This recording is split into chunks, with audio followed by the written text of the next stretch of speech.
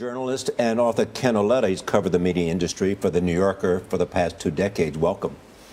So you have covered this and you know this industry. What are the 3 questions that you're asking about Facebook at this moment? Mark Zuckerberg of Facebook believes that ads should be information, which is Google's point of view. How do you make ads informational on Facebook is a big question, and that's why advertisers are asking that question. We interrupt your Facebook page to bring you this ad. A typical TV-like ad, rich media ad, is not going to work. So you have to figure out some other way to do it. And they have engineers working on that. A second and a huge issue for them is the mobile phone. Over half the people who access Facebook, which is 901 million in the world, don't do it through a mobile phone at a time when mobile phones are becoming a dominant device. They have to figure out how to get on access to mobile phones and how to do ads on mobile phones. And I suspect they're going to have to figure out how to be in the mobile phone business themselves in order to control that platform and not leave it to their adversaries like Google. And the third issue is privacy. They have all this data. Are they going to share it with advertisers? And as advertisers say to you, they'd like to have more of that data. But does a consumer want to have them share their data? It's my data. Why do I want to share it with an advertiser? Which has been an issue for them in the way that they change their privacy policies, sort of covertly. There's also this new poll out that almost half of Americans say they think Facebook is a passing fad. How dangerous is that?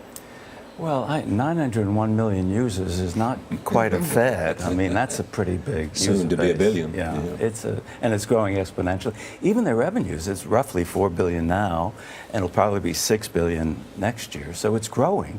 The question is it growing as fast as Google, people ask, and will it have a plateau? We and don't how know the does answer it make money off of growth? Right. And that's a big question, because when you look at the advertising question, 85% of Facebook sales are coming from advertising. And in order to continue to grow, it has to obviously grow those users. 1 in 8 people around the world are using it. So there still are more people out there who haven't used Facebook, but also making that case to companies that it makes sense for them to pay for advertising. Because like you saw from Quiznos and Ford and General Motors, some companies are finding ways to be on Facebook without really paying Facebook to be there. They can create these free fan pages and still get something for it. And of course, now they're beholden to shareholders with those questions. Yeah, and that could change, obviously, the strategy going forward, too. There's also the financial question. $100 billion company, they've added the number of shares they're going to sell, yet at the same time, some of the early big investors seem to be selling at this. What do we read from that? I don't necessarily read anything out of that. I mean, people are just cashing and making a lot of money. What a stupid question.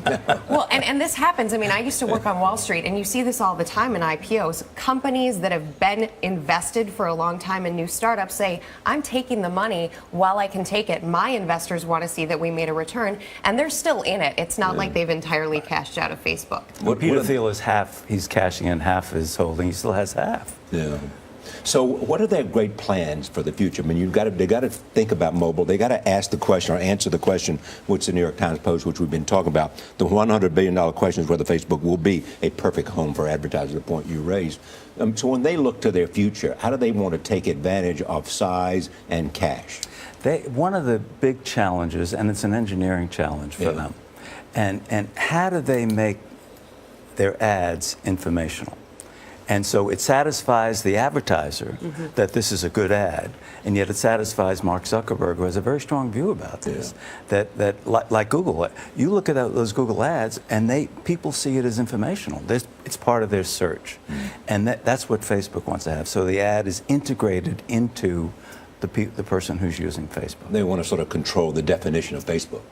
Yeah, but they don't want to be in a situation where he feels it's kind of cheesy and we interrupt your use of Facebook in order to bring you this ad. That's bad for the advertiser and bad for Facebook. You want it to feel seamless, so it's not. Thank you, Ken. Thank you, Rebecca.